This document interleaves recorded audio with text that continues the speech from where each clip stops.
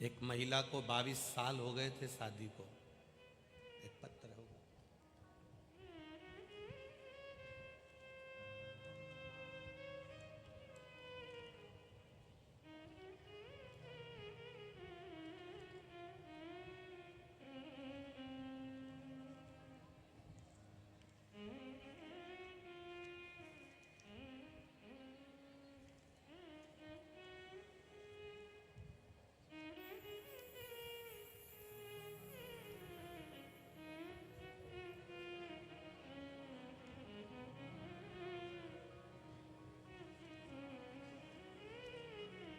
शिव कृपा किसको कहते हैं?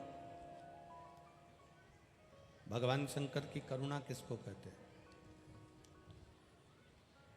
मेरा नाम वर्षा गजानन खेड़कर, मैं बाड़े गांव तहसील बालापुर जिला आकोला की रहने वाली हूँ। कहीं बैठी हो तो हाथ हिलाइएगा, अगर कहीं बैठी हो तो हाथ हिला सकती हैं। मेरा नाम वर्षा गजानन खेड़कर, मैं बाड़े गांव तहसील बालापुर जिला आकोला की रहने वाली हूँ। कहीं बैठी हो तो दोनों हाथ ऐसे हिला देना। गुरुदेव 22 वर्ष शादी को हो गए थे। जिस समय तक लोग अपनी आस भी छोड़ देते हैं, जो कि मैंने भी छोड़ दी थी।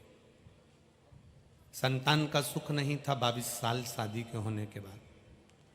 सारे अस्पताल जितने भी हैं, कोई हॉस्पिटल नहीं छोड़ा, टेस्ट बेबी भी करवाया, सब कुछ किया, पर संतान का सुख नहीं पाया। जब आखिरी में एक बार टीवी पर कथा सुनी, जब 22 साल निकल गए, कथा सुनना प्रारंभ करा, और कथा सुनना जब प्रारंभ करा तब पशुपति व्रत के बारे में जाना, और मेरी माँ ने उस पशुपति व्रत की पूरा विधान मुझे बताया। मैंने व्रत किया और बाबा की कृपा से आज मेरी गोद भर गई, और मेरी गोद में 2 साल का बच्चा है, 2 महीने का बच्चा है। पत्र में लिखा उन्होंने कि ये पढ़ें पत्र, आप भी पढ़ा करो पत्र। बाबा की कृपा से 2 महीने की संतान मेरी गोद में है। 22 वर्ष तक संतान का सुख नहीं हुआ, इसमें लिखा है, ये देखिए आप पत्र में पढ़िए। 22 साल संतान प्राप्ति नहीं हुई, शादी के 22 साल हो गए, संतान का सुख नहीं। हमारा केवल इतना सा कहना है आप सभी से, जितने लोग आस्था चैनल पर कथा सुन रहे हो, जितने फेसबुक यूट्यूब पर कथा सुन रहे हो, जितने मोबाइल पर कथा सुन रहे हो, आपसे केवल, और जितने इस पंडाल में बैठकर कथा सुन रहे हो, आपसे एक निवेदन है, जो पहले भी कहा आज फिर कहते हैं। भीड़ बढ़ाने के लिए कभी शिव महापुराण की कथा में मत जाना, बढ़ाना तो भगवान से प्रेम बढ़ाने के लिए शिव पुराण की कथा में। ज्यादा भीड़ में आप लोग आते हैं तो हमको ही थोड़ा सा लगने लगता है, इतनी भीड़ है, इतनी भीड़ है, व्यवस्थाएं करना पड़ती हैं, प्रशासन को भी लगना पड़ता है, यजमान परिवार को भी लगना पड़ता है, गांव नगर शहर खेड़े को भी लगना पड़ता है। अगर आपके मन में विश्वास है कि मैं शिव पुराण की कथा में जाकर पंडाल में बैठूंगी, 7 दिन कथा दिल से सुनूंगी, और मेरा महादेव मेरी दिल से सुनेगा, तो तुम कथा में जाओ, वरना मत जाओ। क्यों समय बर्बाद करना? नहीं तो अपना मन ही नहीं लगे, दिल ही ना लगे, विश्वास ही ना हो, भगवान पर भरोसा ना हो, भगवान पर दृढ़ता ना हो, तो फिर कथा में जाने से लाभ क्या? क्यों जाए? बच्चा रोया, मां ने उसको नहीं उठाया, पर बच्चा चीख कर रोया, मां ने उसको गोदी में उठाया। आप रोज मंदिर जाते हो, रोज भगवान को जल चढ़ाते हो, रोज भगवान शिव को बेलपत्र समर्पित करते हो, बेलपत्र नहीं भी चढ़ाते तो जल तो चढ़ाते हो, जल भी नहीं चढ़ाते तो उसको प्रणाम तो करते हो। मंदिर जाओ तो मंदिर से बाहर निकलते हो तो चार लोगों को, जब तुम्हें चार लोग देखते हैं तो तुम ऐसा महसूस करते हो जैसे हम भगवान पर एहसान कर कर आ रहे हैं। हम भगवान को जल चढ़ा के नहीं, कुछ एहसान कर कर आ रहे हैं।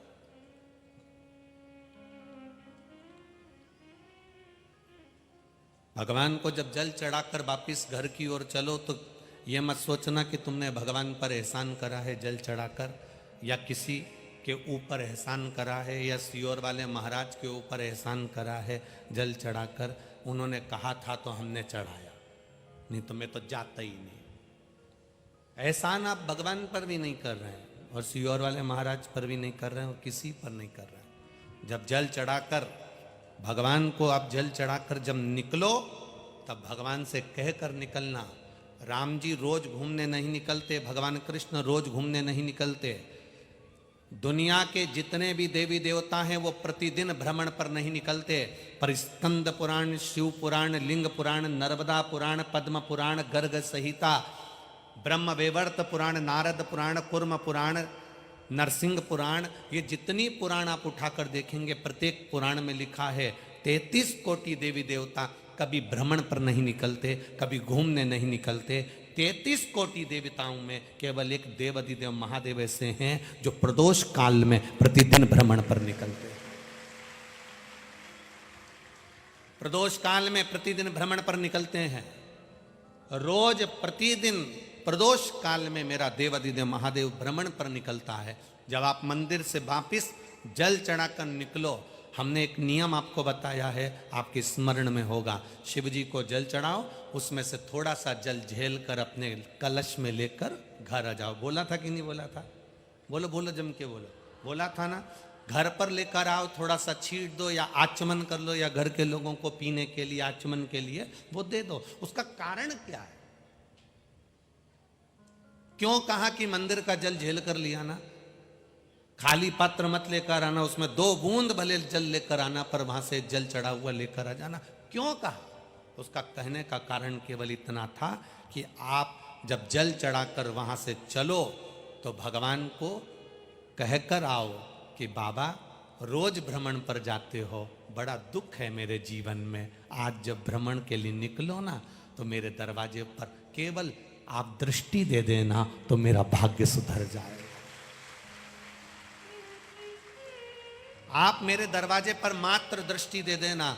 गुरु की दृष्टि, सतगुरु की दृष्टि, परमात्मा की दृष्टि, माता पिता की दृष्टि जब तक रहती है तब तक जीव कभी कष्ट नहीं भोगता, कष्ट नहीं भोगता।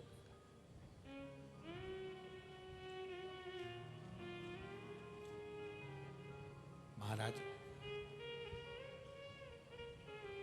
आप जल चढ़ाकर जब जल वापिस लेकर आते हो ना तो ये जल वापिस नहीं ला रहे हो। वो एक बात बहुत ध्यान से सुनिएगा। एक मित्र, एक पति अपनी पत्नी से कहता है, सुन, शाम को मेरा दोस्त भोजन करने आएगा, जीवन करने आएगा, रोटी खाने आएगा। पत्नी बोली, तो ये जो घड़ी रखी है ना ये छुपा के रख देना, जो सामने जूते पड़े हैं ना वो छुपा के रख देना, सामने जो मोबाइल रखा है ना वो छुपा के रख देना, सामने जो गुलदस्ता रखा है वो छुपा के रख देना। पत्नी बोली, क्यों, तुम्हारा दोस्त तो चोर है?